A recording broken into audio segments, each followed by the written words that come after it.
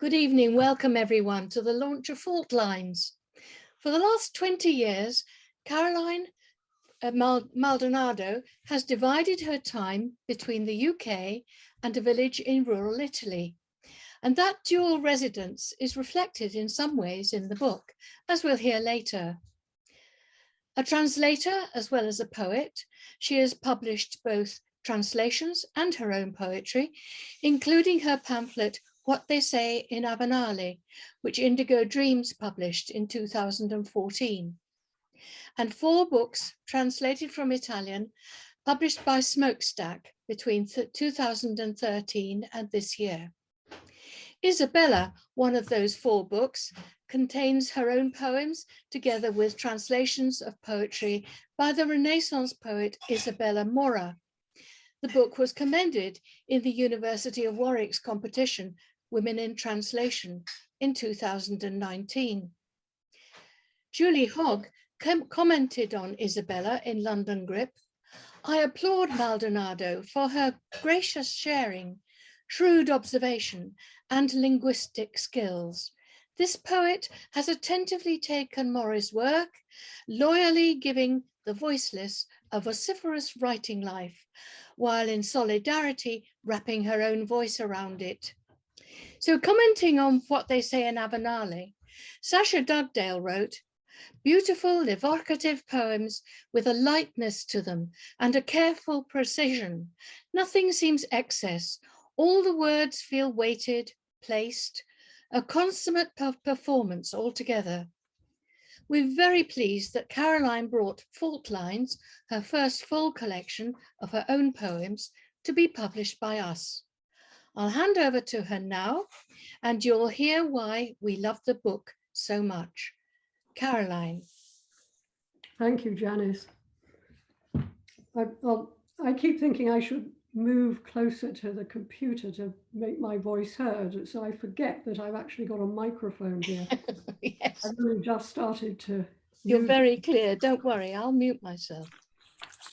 Well, first, I'd really like to thank Janice and Donal. I understand they work very much as a team, although I've only met Janice up to this point, up to today.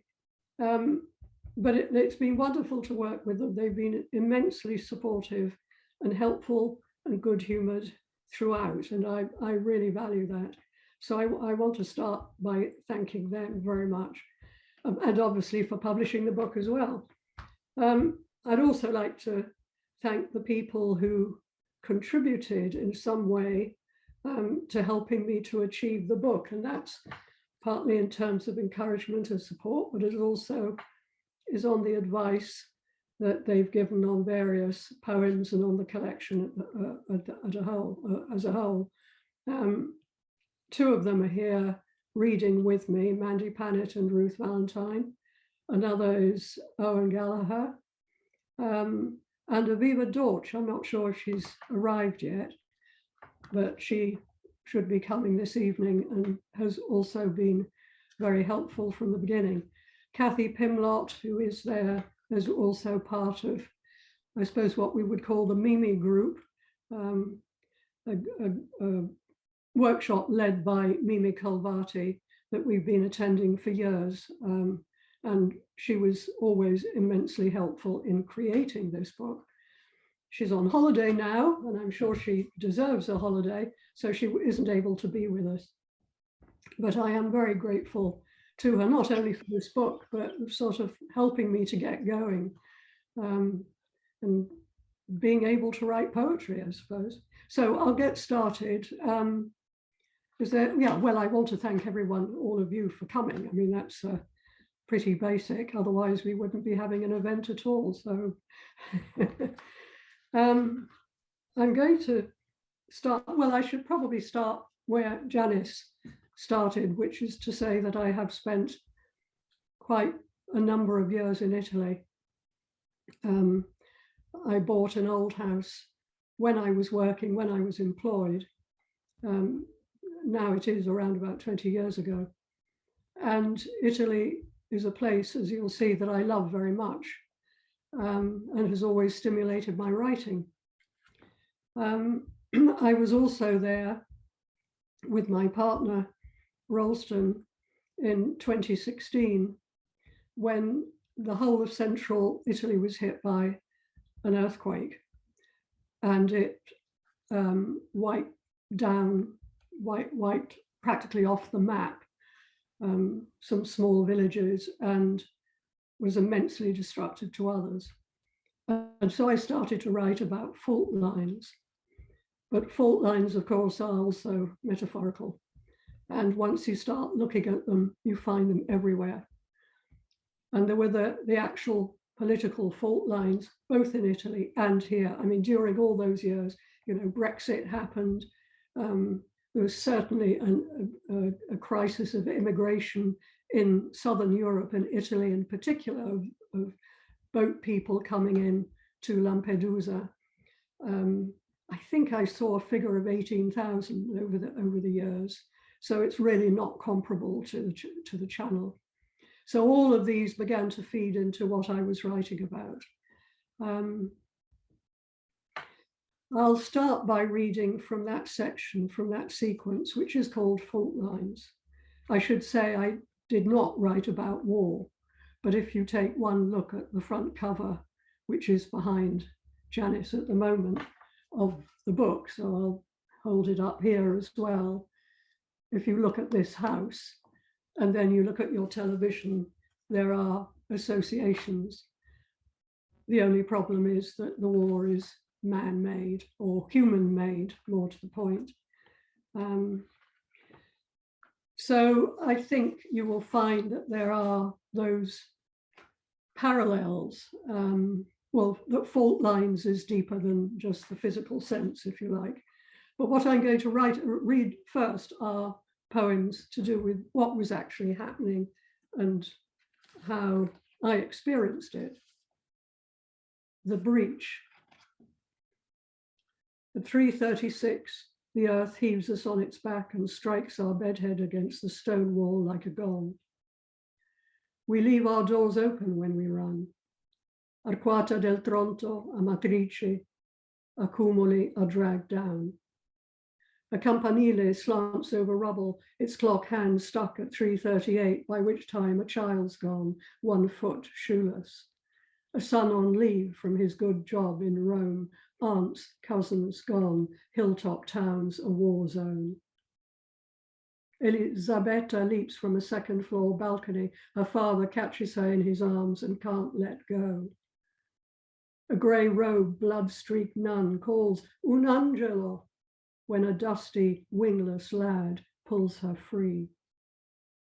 Tectonic plates approach Europe. Le Marche moves northeast to Venice. Lazio shifts in the same direction but lags behind. Our past and future fall in. Now, in a hostel, refugees donate their pocket money. Volunteers scrape at granite and travertine. Like tracker dogs, they must learn to sense a pulse. One of the things that struck me, it's a very abstract notion, but you'll see how it sort of works out, is the relationship between space and time. The rather strange relationship sometimes, particularly if you happen to have the radio on in the middle of an earthquake. Out of time. The floor lifted and our bed slithered and bucked against its stall, as our own correspondent without a break reported on Kashmir. Giancarlo and his family took refuge in the furthest corners of their courtyard. Others gathered in the main street or shivered in cars throughout the night. Amatrice tumbled into a crevice. You soon fell back asleep. I sat in the kitchen drinking tea, awaiting the aftershock.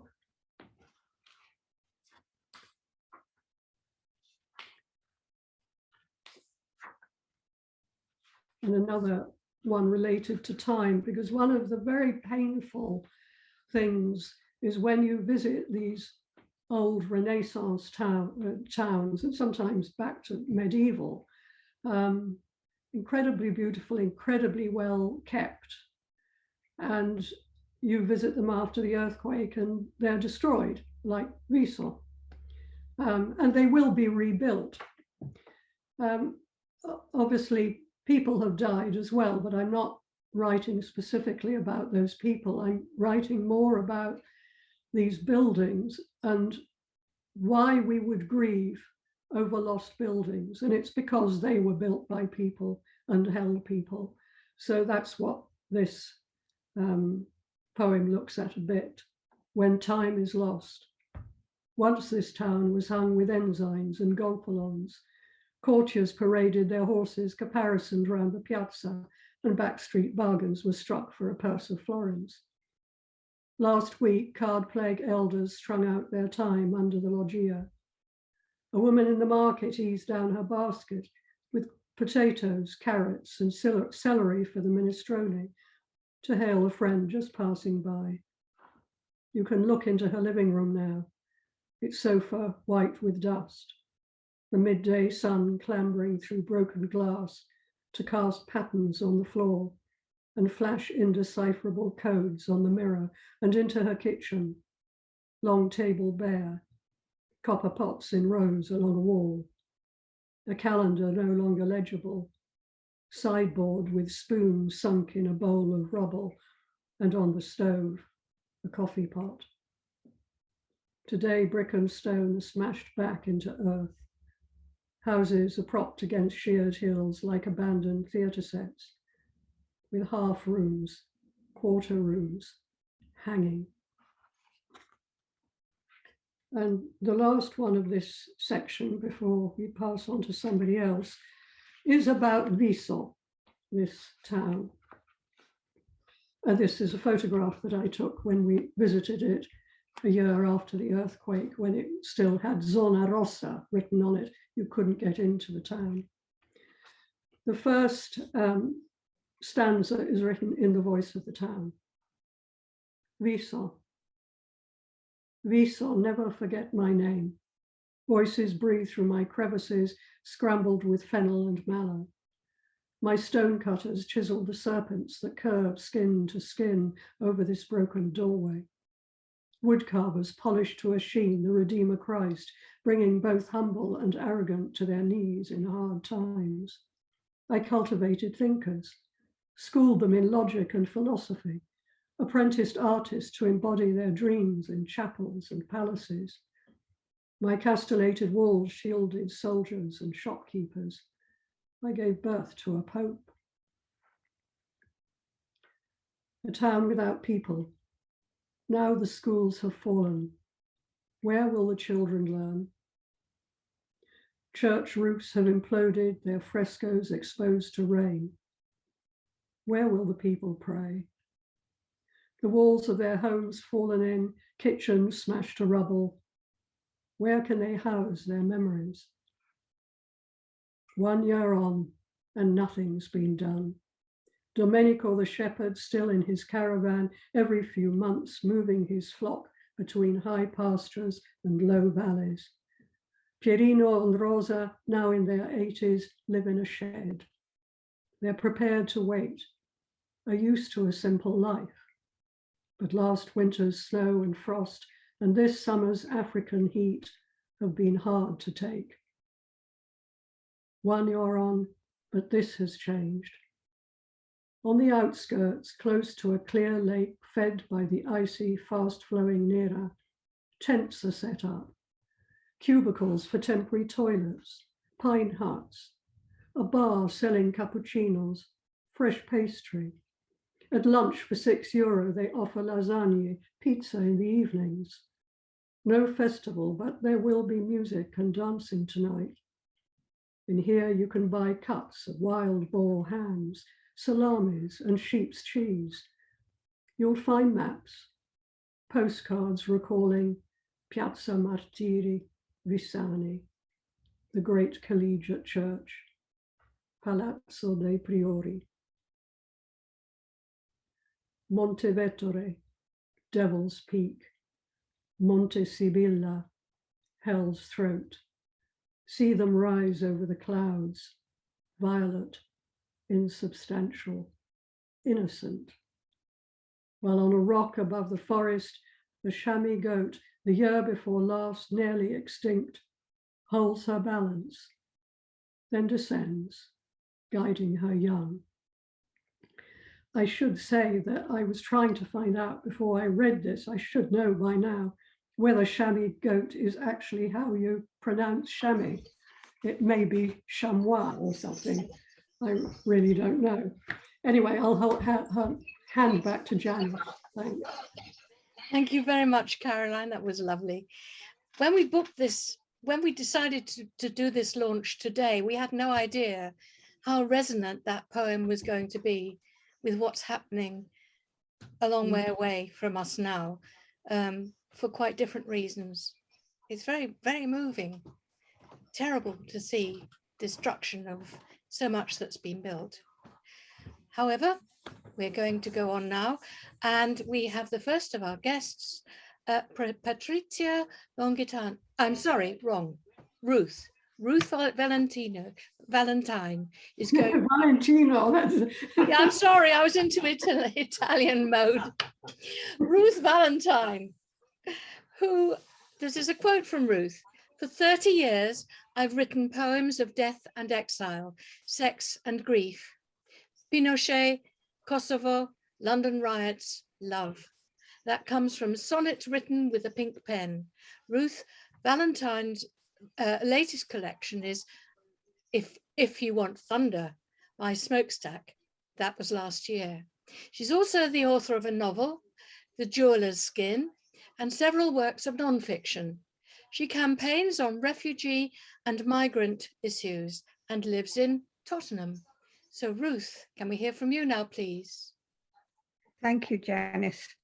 Wow, that was a fabulous sequence, Caroline. I'm awed at needing to follow it, but I'm very grateful to be here as well. I'm for once not reading a sequence of political poems. I thought that there's too much politics around at the moment, so I have a number of poems about writing poems. This is tidal. Far end of the land, the lullaby of water, hush, hush to the pebbles, to the shells fracturing into sand. Hush, there is no panic in this, no doubting it. The dark wraps its shawl around your shoulders, the salt air tautens your skin. Far out ahead of you, where a horizon might hover, a single light, a fishing boat, or a vagrant planet. Stay still, stay silent. Listen to the words the tide brings in on its sweep from the Antarctic, the protest of the seagulls before they too close into sleep. Listen, even the seaweed caught in on itself, tangled, trying to reach the seawall, has its sonnet for you to write. There's a lot of sea in my poems. I grew up by the sea and it's kind of an obsession. Although the next one, I think it's on the Norfolk Broads, but there we are. This is called Moorings. Head towards water. This is a landing stage for whatever you want. Dew, willow, a tufted duck if you're lucky, a scrattle of thistle heads, a squirrel, a poem, slipping in mildly off the broad inarticulate river, turns off its outboard, floats on a basalt ripple, docks by a boat called Blot and one called Spirit of Solace. If you stand here at the edge, it'll throw you its mooring rope. I think that was probably a desire to write. I'm sure other poets here have this feeling that you'll probably never write a poem again is more or less constant, and it being more or less constant doesn't make it any less vivid at the time. The next poem is called One Day the Poets Will Return to Earth, and I don't take credit for that lovely line. It's from the translation by Timothy Addis of the poems of Jean Cassou, who was in the resistance in France during the war and wrote a series of sonnets in a Vichy prison. And I can't now remember which poem that came from, but I liked the line so much. And having said this is not a political reading. I think the thought that there is a time when the poets aren't on earth and hoping for a time when they will come back maybe has some resonance now as well. So one day the poets will return to earth and sit on a park bench with sealed eyes to let the unstable sun burn off their fever. Sound of a door unlocked, a voice calling, the poets running downstairs. Hello, where are you? A battered cardboard box, humming, vibrating, bees returning home to a city pavement. 3 roses in a vase disintegrate, the darkened fallen parts still singing perfume. A wicker coffin with a crown of lilies, coffin in flames in its kiln, lilies in sunlight. The next 2 poems were from a sequence I wrote in the Channel Islands on the island of Sark. And the first one, Endangered, is about the Sarke language. In 2011, I think there were reckoned to be 20 speakers. So a seriously endangered language. I don't know if anybody speaks it now. It's, for what it's worth, it's a variety of Norman French. Endangered. Words have been trodden in with the sheep droppings, tangled in gorse, protected from wrens by thorns, blown off the land bridge into the silver mines, swept out to sea, dived for by cormorants, loaded on tractors, carried onto the ferry and never returned, stolen by sightseers, swapped on the sand by greedy school children, skimped on the airwaves, mocked on the internet, ignored in their stone cottage till the stars peered between roof tiles, saw there was no one there. And what it's about. A downhill path, muddy, with leaves sodden, patches of moss, gorse thorns, a clack like linen, pheasant powering away. You've never been here. Rage of the sea searching among its rocks and never finding its child. The sea engraving cross-hatched shaded, wind etching its thoughts on the steel plate of the water. You can keep the print forever. Then the ha floats in. Like leaning over a well, like standing out in the cold until the stars and then never enough of them. Like seeing steps cut into the rock face leading down to a crescent beach, the first barraged in gorse, the last meters above the sand. Like watching the Russian pianist, dead 30 years, touching the next turn in the fugue and smiling. Like following the silk cord of a poem deeper and tighter into the labyrinth where something paces and groans until you reach a granite wall, the end of the cord fraying.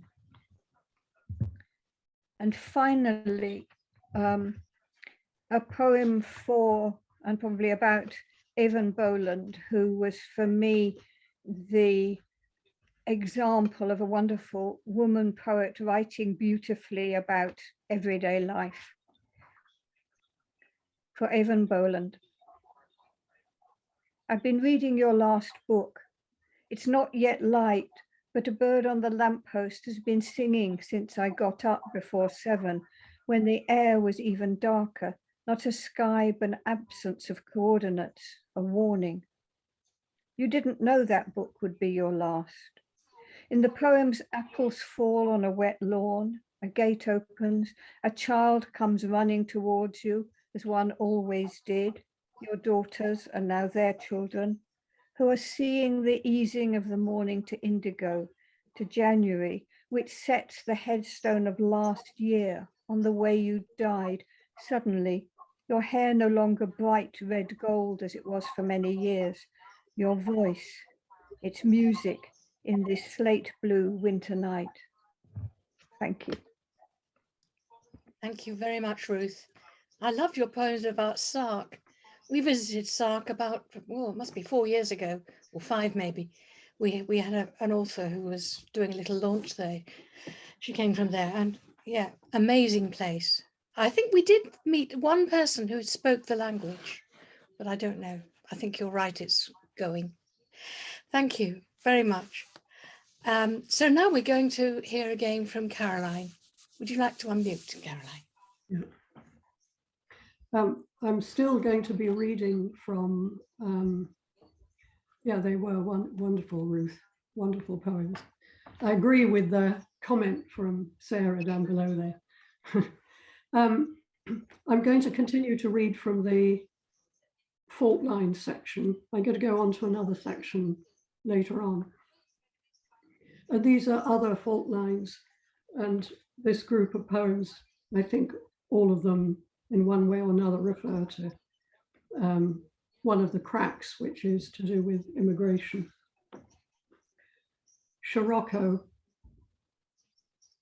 They try to shut it out, the hot African wind.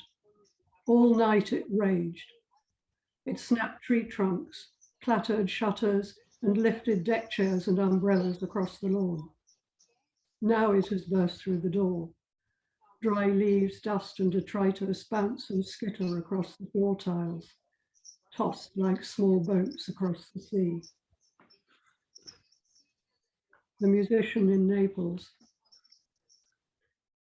On a low wall in a church square on the edge of the city, the Tuareg musician says, 250-foot boat, crushed in the motor room, we couldn't breathe. 25 died. The last of the bottled water we gave to the children, and when help came, we handed up the babies first.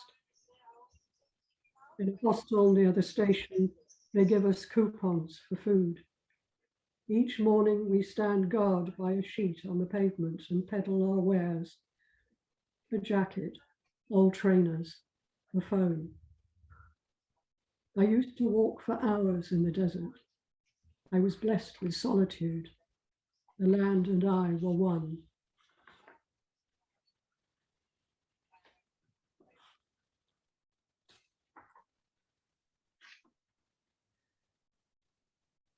Emmanuel. His name was Emmanuel. God is with us.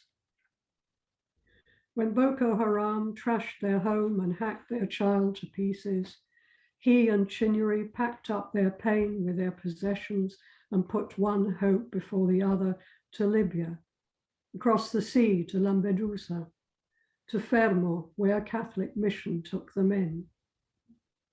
Monkey was the mugger's cry, a metal post his weapon. Chinyere gathers her friends around her and sings. A voice comes from who knows where and goes to some other place. She will wash her man's body ready for burial. She will drink the water she washed him in.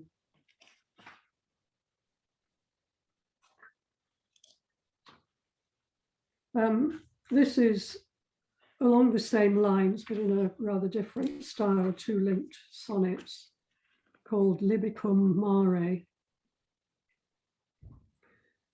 The first is, a water goddess from the sea off Alexandria has risen after 1,000 years.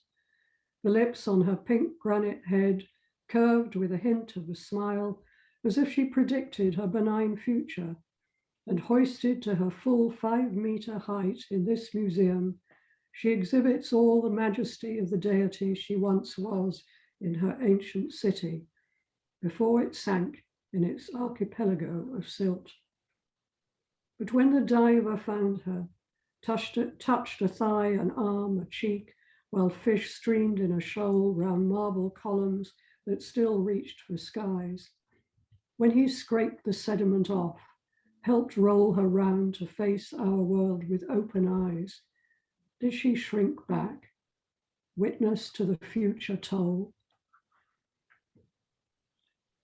The sea between Alexandria and Crete tip up dinghies, spill out their cargo, summon 117 lives below to stock its own museum. Record this date. A mother holds her baby high to be saved before she drowns. A man sinks like a column, like a statue, but not for him a resurrection. No human limb is fashioned with granite's weight, nor is soft flesh preserved in meters of silt. Their corpses, like buoyant wood, are swept by waves. Today, all along the shoreline they drift. A fisherman comes upon their sandy grave, returns to shroud each body with a cloth.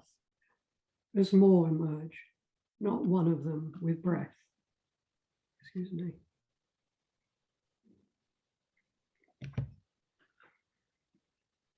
Wolf. Late evening, I saw you, wolf, trotting before me, all alone on the road nobody uses anymore. Then you were gone, high up beyond the juniper and flowering Judas. People told me there were no more wolves in the forest. In breaking daylight, the farmer called on his son to help him. Together they piled one torn sheep on the other. Thank you. On to the next. Thank you very much, Caroline.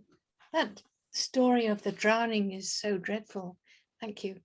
Beautifully written, but what an incident. Thank you very much. Now we're going to go to Patrizia Dongitano. Now I can pretend I can do Italian. Patrizia Longhitano was born in Brazil, but for most of her life, she lived in Italy with her adoptive parents until 2005, when she moved over here to the UK. Since then, she's been living in London, working as a nanny.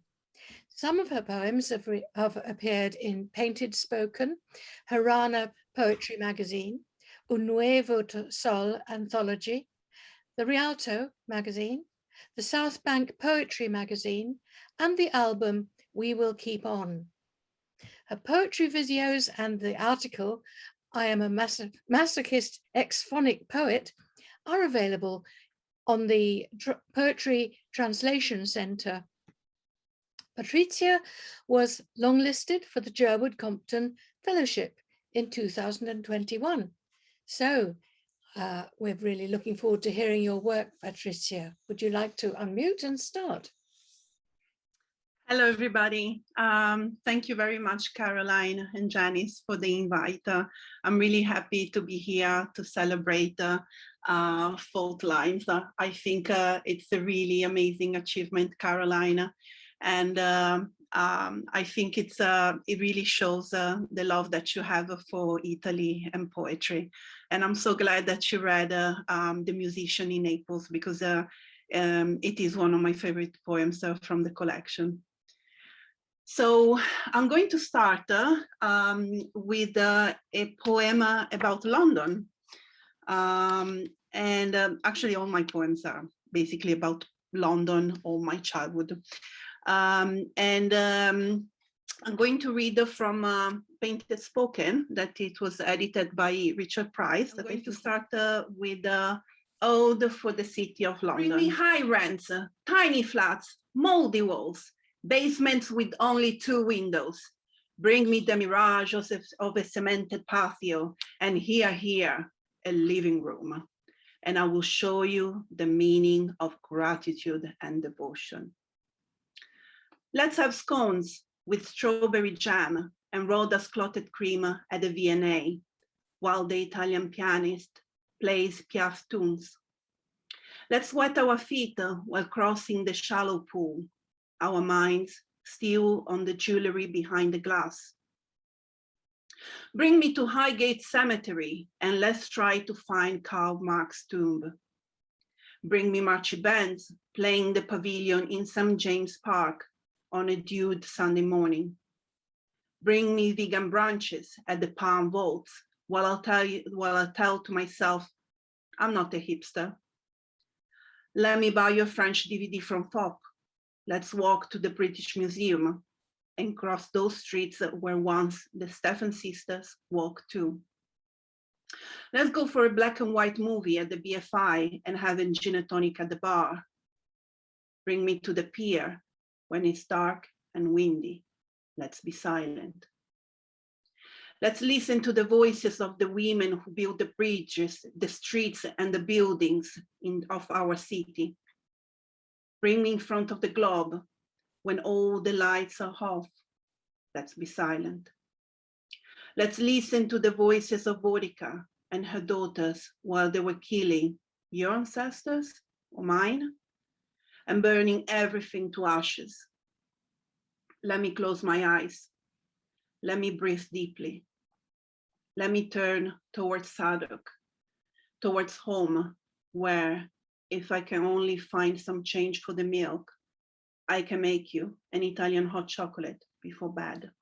Can you all see? Okay. So for this one, I'll need my glasses.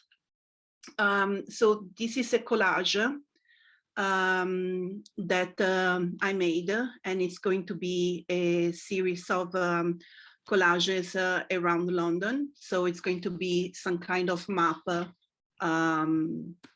of London through collages.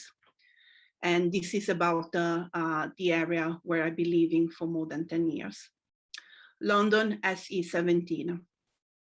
It's night and the wind is calling me again. It knocks at my window when I'm nearly asleep while I'm watching The Crown. It usually comes when outside the darkness is enshrouding even the streetlights in Peckham and the playgrounds in Camberwell. Children and burglars are sleeping, not knowing it's out there, waiting for me. But last night, it came roaring through the ruins of the Chinese restaurant that made me sick years ago, and a roundabout in Elephant and Castle that has a bubble tip shop now, and where KT used to sing about the red glow and the Wales morning. Okay, so I'm going to read the last poem, and this one, it's always in London, where I go every day to walk at the park to walk the dog of the family that I work for. And I guess it's about the nostalgic feelings that I have sometimes for Italy. Early September in London. Nevans runs along the pond, making music with crunching leaves. The wind keeps calling me through branches of chestnut trees. I see fungi growing on trunks. I imagine my father going out in his garden in the early hours this morning to have his breakfast. Hand-picked figs with a slice of bread. My family probably is out harvesting grapes. My cousins will be soon sweating on top of the tractors, driving to the wine cellar while the cars behind honking angrily.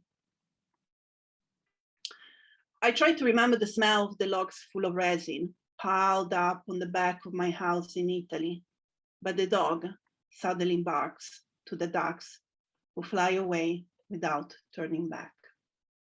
Thank you very much, and congratulations again, Caroline. Say that I was really delighted that you read your poems about London. I had a brief chat with Patrizia beforehand about what she was going to read. And I was really hoping that she would read that because I also read it in Richard's magazine. And I thought, it's a really lovely poem. And we had a chat about the fact, you know, I'm always inspired by Italy. I don't tend to find, I mean, I write a lot about what happens in London, but I couldn't sort of write a love poem to London somehow. Anyway, now for something completely different, and I should apologize at this stage for my voice because it's a bit sort of coming and going. It's one of the reasons I'm using this. But if I read for an extended time, it may start cracking up. So I'll just get on with it. This is called The Creek Men, and it was written in response to some sculptures. You can't see them very well, but this is just to give you a sense of sculptures in a marshland. An East Anglian sculptor called Lawrence Edwards has a number of terrific, very powerful sculptures walking over the landscape in Suffolk, and also walking through the marshland in this case, and in one case lying in the water, and you can only see the prone sculpture when the water pulls back. They tend to be men, walking men, outsized men, and you'll see what they're made of as I read the poems. I'm going to try and read most of the sequence. 1. Through a cracked torso, light splits, wind streams from the east. I watch you lift mud and straw from reed beds, stitch back a lost arm with hemlock fronds.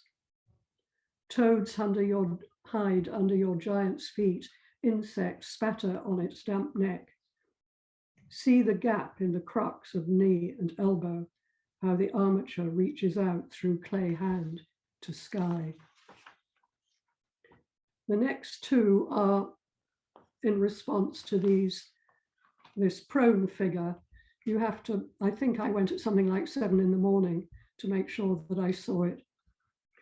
First, you modeled him from clay, and after you'd finished and he lay in your studio cast hard and whole, you stroked his chest and forehead, continued to tend him like a doctor his patient, while the wind sifted dust through the cracked window and called him through the reeds. Were they hot wax tears he wept when you left him in marshland, flat on his back, a perch for gulls and herons? He now contemplates our ancestors, not those kitted out like kings sepulchred with bounty in a ship's hold, but the others, chucked loose in a common grave. I should say that close by is Sutton Hoo. If I lived in that storehouse overlooking the creek, I'd walk out all hours through the reed beds under the busy skies, avoiding the deepest troughs, where you can sink up to your knees towards the rowing boat at the water's edge, there to see the man prone on mudflats, head slightly lifted to view the horizon.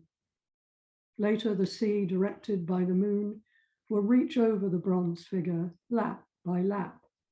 He'll lie underwater as if he'd never been. And when the sea slacks again and streams away, I'll be back to see him, resurrected on his mound, sun-whitened under the guano of gulls. The next one is made up of short sections, and what begins to happen in this sequence, like in the whole book actually, is that I start off with the sort of very physical images, and more they begin to take on some of the themes that are in the rest of the book.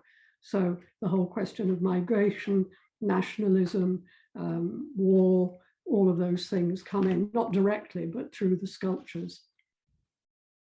They are the creek men, carcass carriers, grown out of reeds, forged from mud, twigs, leaf litter. Their lives are mudflats, their history marshland, tides and sky.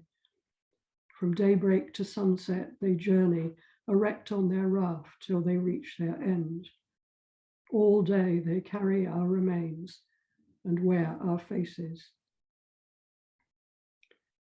Today, the branches they carry are huge, double a man's length.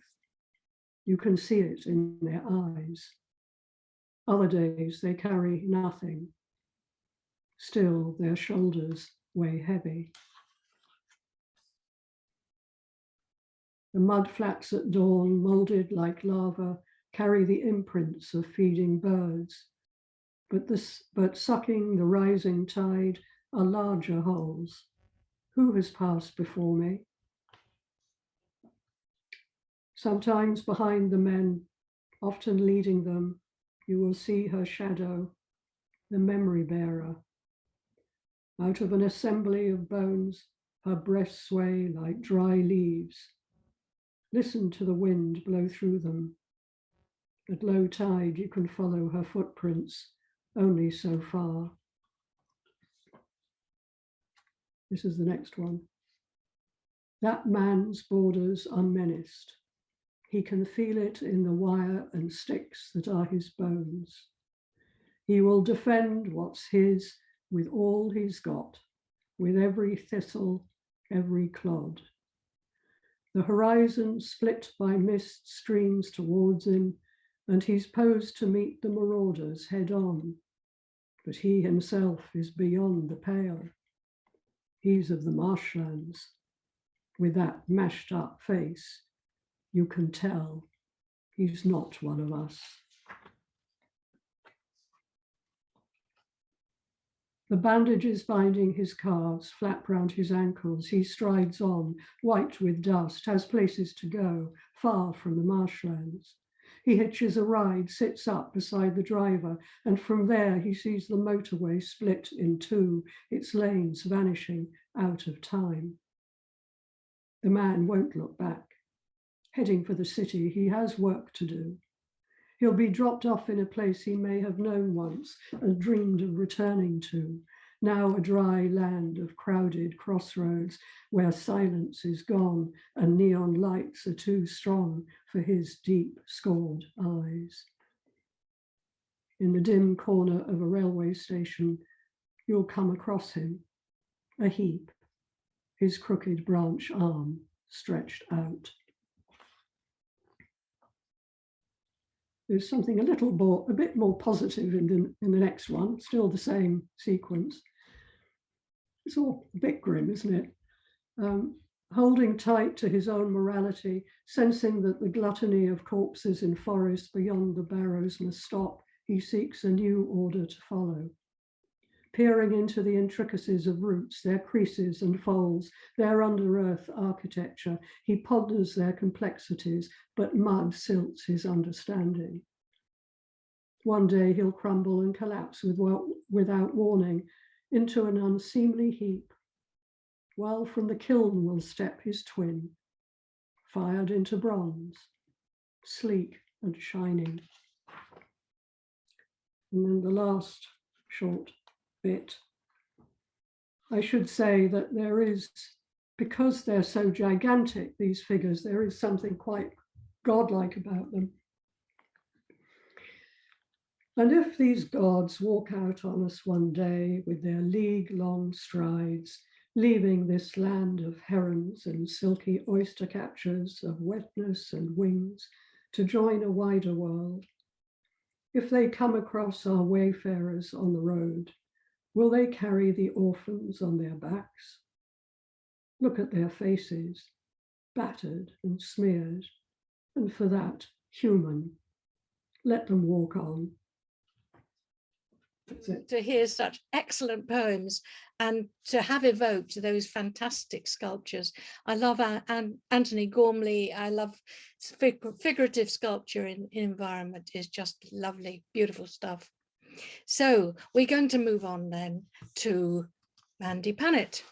And Mandy Pannett lives in West Sussex. She's the author of 5 poetry collections and 2 novellas.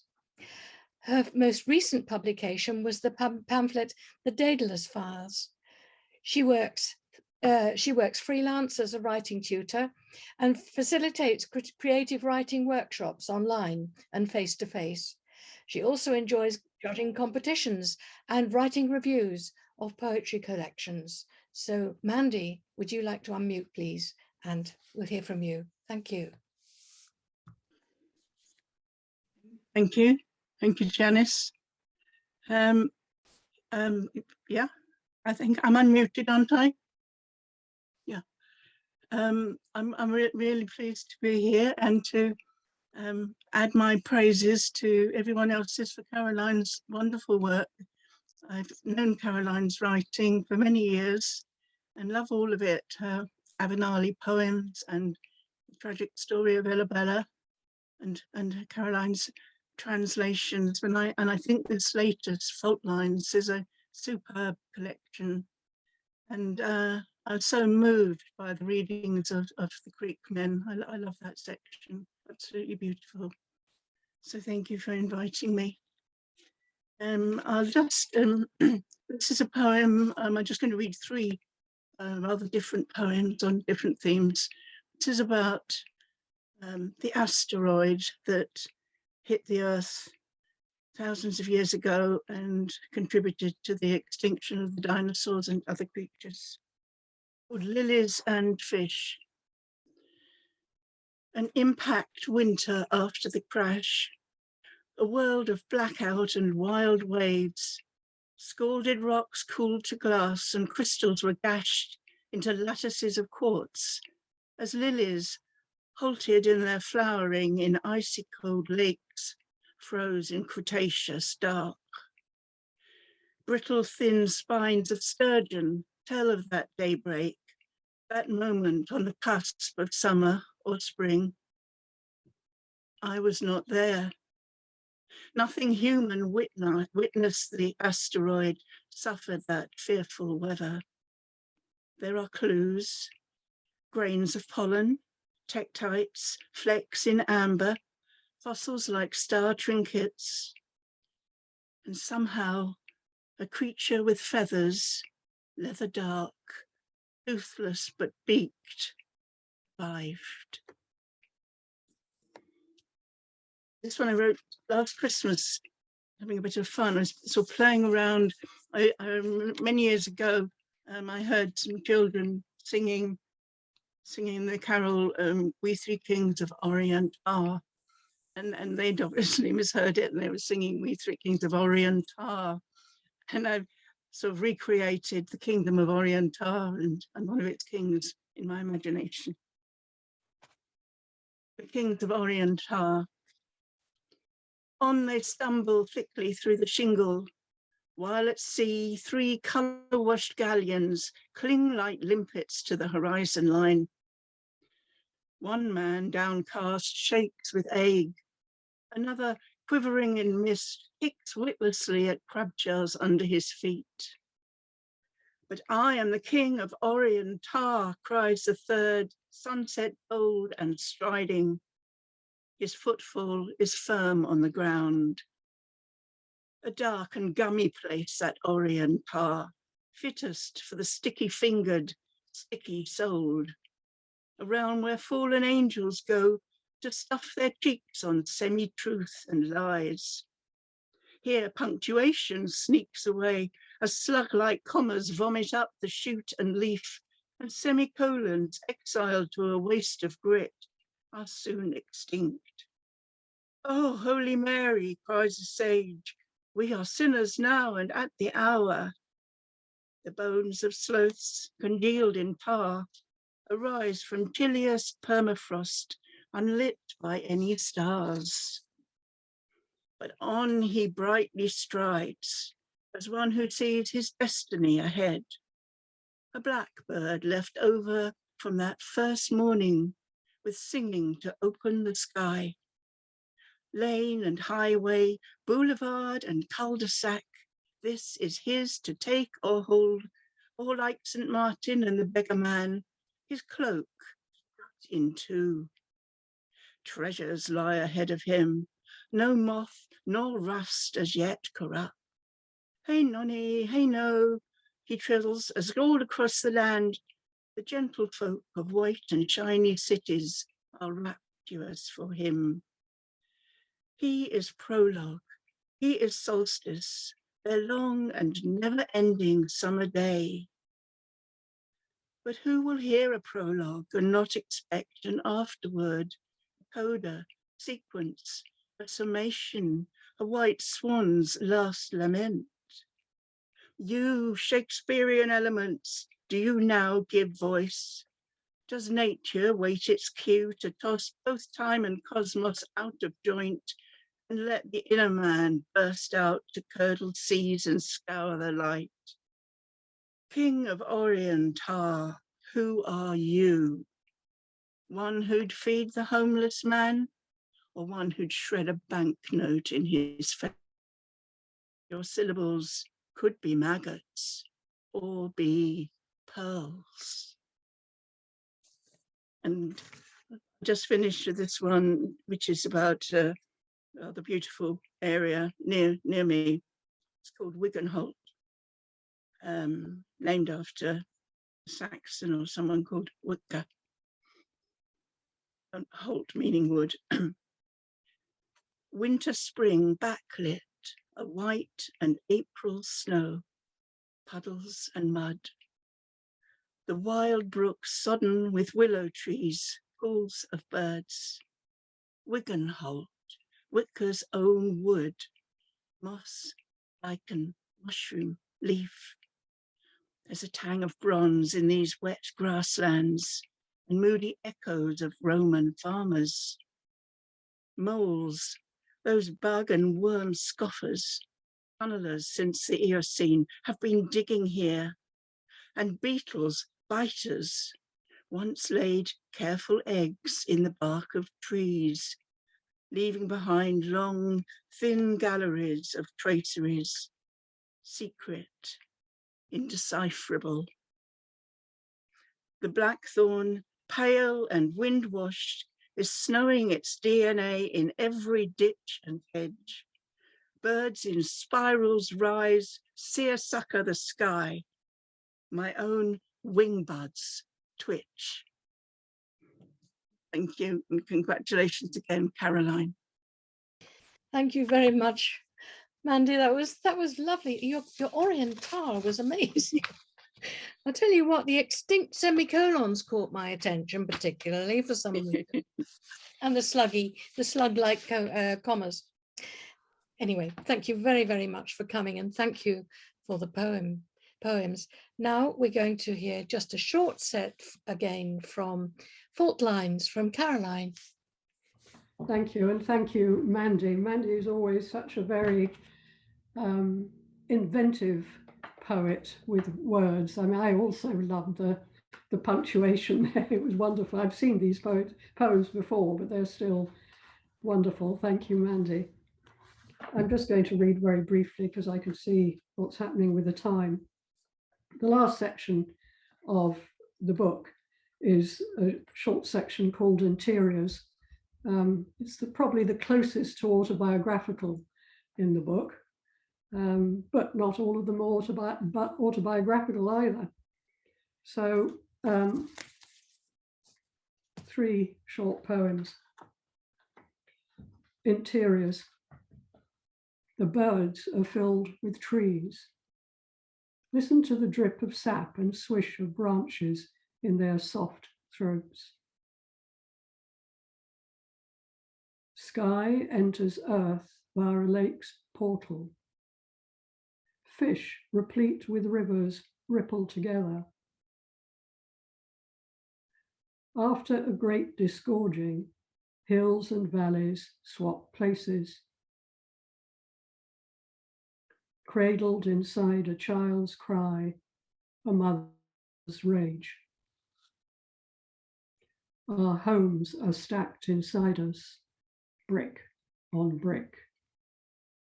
Family and friends move about the rooms. And following on from that is a prose poem, which refers to my grandfather, who was a Jewish refugee from Germany. So it's not just my grandfather, but our grandfather, because my cousin is here from Berlin, although she can't show her face yet, but I think she's still here. This is called The Box. Here's a wooden box with a glass door. Through it, you can see rooms as in a doll's house. There's a switch attached to a battery to turn the light on or off. A narrow staircase links 2 floors. Downstairs, a mother and father, so small, so far away. He's on the sofa and she's walking out of the room. They may have had an argument. Upstairs are mother's parents in their own living room. Mother's father is silent, dividing his roll-up with a razor blade. His wife is composing a lullaby, humming it to herself in German. Behind him, even with the light on, is darkness. There, all the other figures are invisible, except to him. And I'm going to finish on a happier well, why I fell in love with Italy. It's called Horses Above the Lake of Cingoli. The sheen on their golden necks.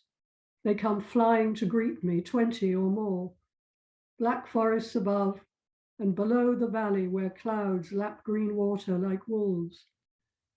Later, they nod their heads against the flies that bathe in the rims of their deep eyes.